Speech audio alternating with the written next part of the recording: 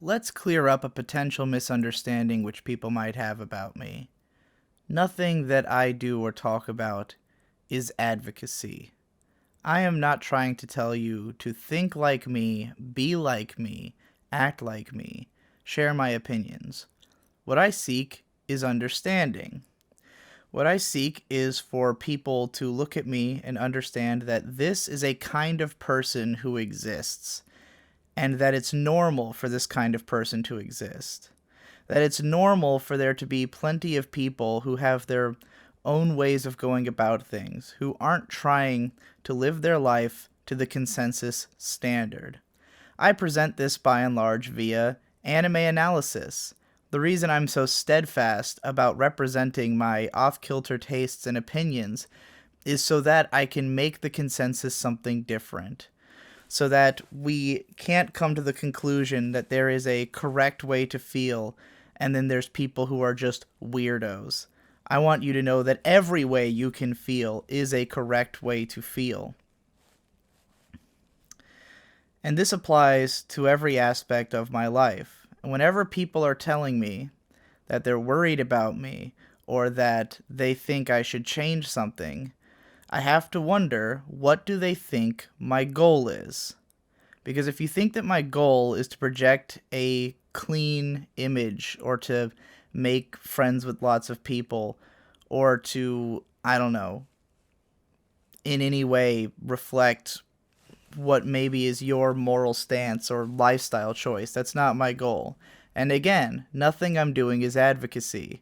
I'm not telling you to imitate me. I'm asking you to understand me. As someone who spent a lot of my time growing up being laughed at, I want to explain the joke to everyone else so that I can be laughed with. Because all I see in all this is a certain humor. There's definitely a certain humor to the image you're seeing right now. There's a guy sitting in his room full of anime crap. Shelves and shelves of anime crap lining the walls, of cute little girls with guns, of cybernetic soldiers, with a strange microphone setup contraption, a TV tray that I've had for probably 15 years that I used to eat dinner off of when I was a child, with a mic arm rigged onto it for ease of use, filming myself on a phone camera, drinking a Korean cafe latte. Nothing about this is anything but hilarious. Talking slow and seriously, contrasting with everything around me. Some people would look at this and find it edgy or self-serious, that I think I'm some kind of genius, that I think I'm hot shit. It's not that I think I'm hot shit. It's that I think I'm as deserving of understanding and respect as anybody else. That every opinion can be worthwhile. Now, there's a few things I consider myself good at. Talking, writing, making fun videos. And I have pride in my ability to do those things. And when that pride is attacked, I have a tendency to attack back. I also have a tendency to, assert my place in this world that I'm in. Because it's the only thing that I do. It's my trade, craft. It's what I care about. I take it seriously. I have a hard time being criticized by people who aren't taking it seriously.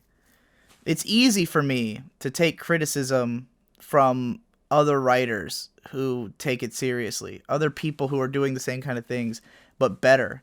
In fact, to me, the mere existence of anyone better than me is criticism of me.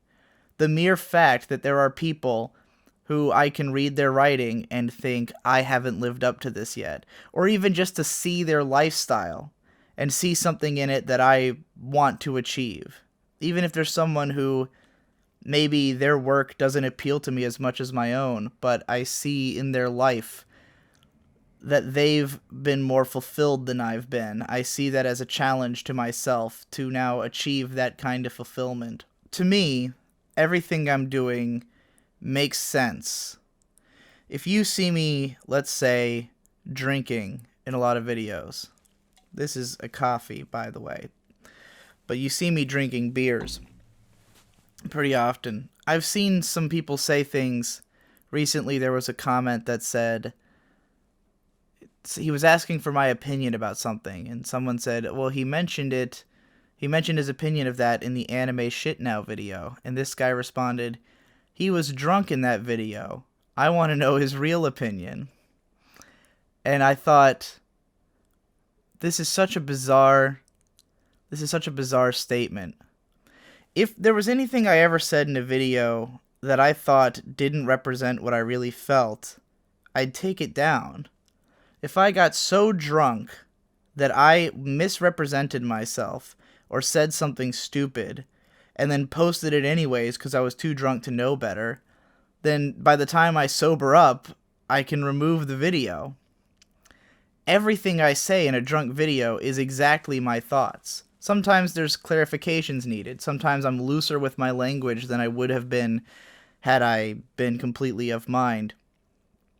But it's all the same me. There's not a different person there. I'm sure some of it's a lack of understanding of what it feels like to be drunk. There's a lot of people who are just like terrified of alcohol for one reason or another. People who think you're an alcoholic just because you show up on camera drunk a few times. When the reality is that I tend to turn a camera on when I've been drinking, not the other way around.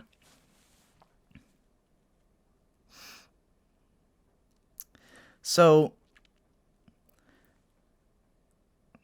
there have actually been videos that I made so drunk that when I looked at them later, I went, that video's stupid. Yeah, not usually misrepresenting my point, just dumb. And I've destroyed them. But the reason that I'm drinking in these videos is that it's helping to make these points. It's helping me to say things that I don't think I have the energy to say when I'm not drunk. Most of my raps are written while drunk because the mood that it puts me into is one that is creative in that way. And that's a state I want to be in. Some people might think it's self-destructive. They might say you should learn how to write a rap without being drunk. But it doesn't really work that way. Because my goal, again, is not to be functional in this traditional sense. My goal is not to be someone who can do that necessarily. I don't know if I could or couldn't, but it doesn't bother me to think that I'm a guy who gets drunk and writes raps and goes on mad rants. That's just a kind of person that exists in this world. And it's not necessarily agreeable to everyone, and I don't necessarily ask anybody to accept it. There's a reason you can choose to subscribe to my channels. It's not like you are being forced to appreciate this kind of content just because it exists. You make a decision that you're in for my wild ride. That's why it's Digibro After Dark. The original channel, the original purpose, to explain it in exacting detail. And I've started to come to terms with this lately, that I have had this long-standing fear of going all the way. And I shouldn't, because in this world, every time you do something extreme, People are afraid of going to extremes. People are afraid that when they go to the extreme, then they're going to alienate a lot of people. But the truth is that for every person you alienate, you also appeal to someone new. Someone who's on that extreme with you, or who appreciates that extremity. And if you don't go to those extremes, then you don't bring to light that they exist. Because as we try to homogenize and make everyone the same and tell people don't go that far, we're just trying to pull everybody into this middle where those other thoughts and emotions you have, they're not getting talked about, and therefore they're not being understood. Nobody can understand something that they don't hear about. And they need to be understood, because when we try to close up our society into this tight little bubble, then that's why when the slightest errant thing happens, suddenly nobody gets it, and that person is an outsider. I think that the way to bring everybody together is not to try to make us all into one person, but to understand and come to terms with our differences. To say, I don't agree with the way you're doing things, but I understand it, and I'm going to leave you alone. Because it doesn't affect anybody for me to be a weirdo in a YouTube video. You get to choose whether or not you listen. You know, my right to swing my fist ends where your face begins, as they say. And everyone has their own ideas about where the face begins these days, which is sort of what's causing this incredible wave of political correctness in our culture. And there's definitely a disturbing element of it, where I have to wonder, if you keep pushing your face out further and further, then somehow my fist has to recede back into my body, and I just have to pretend like I don't have an arm.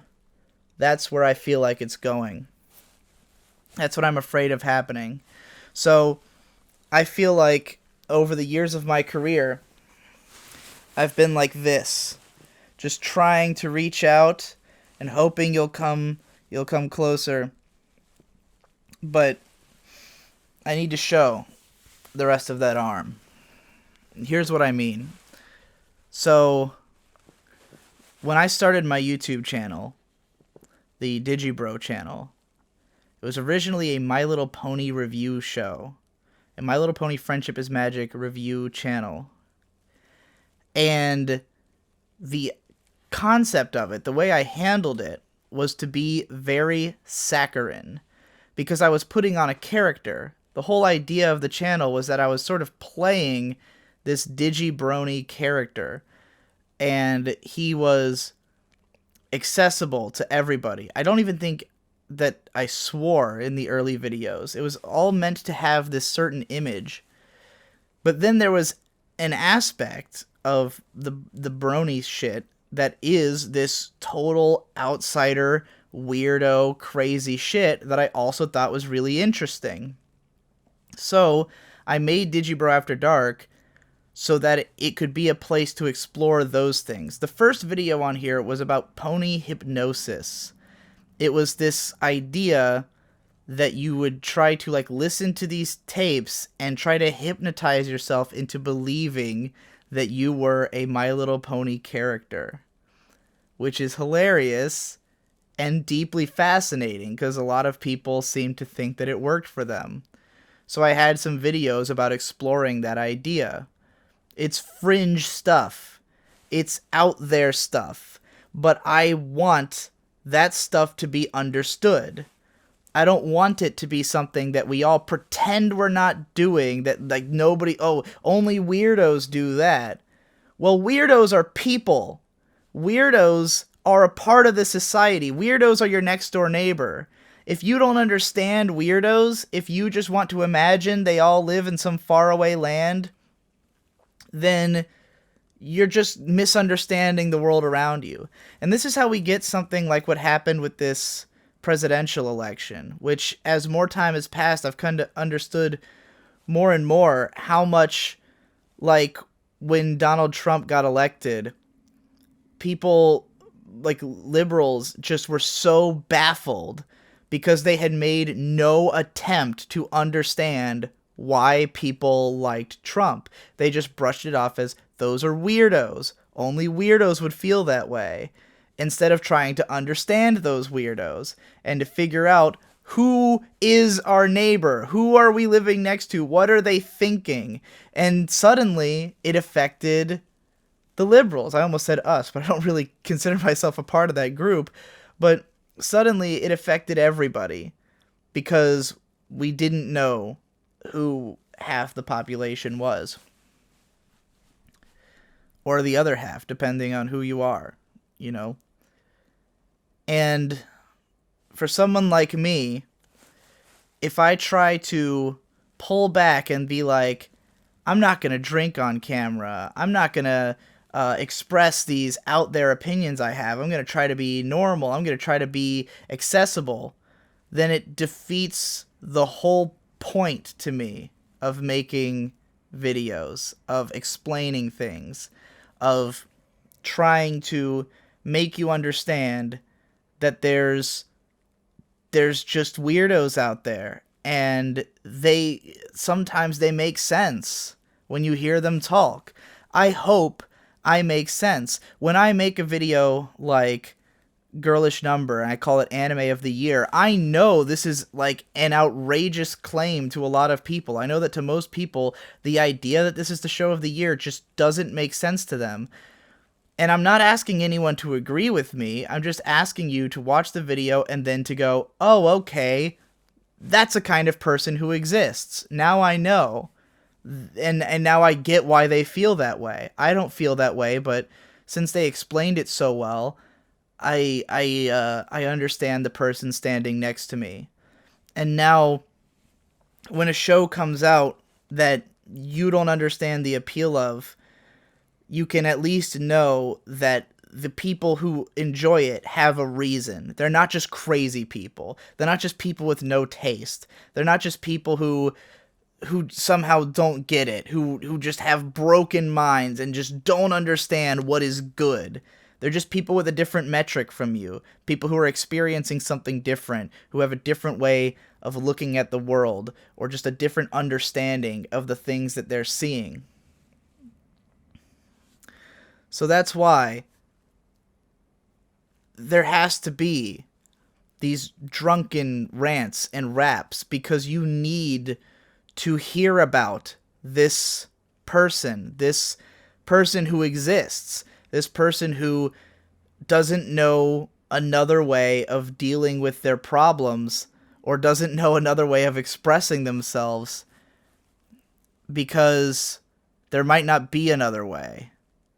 And whether you find that difficult to come to grips with, it's just the way that it is.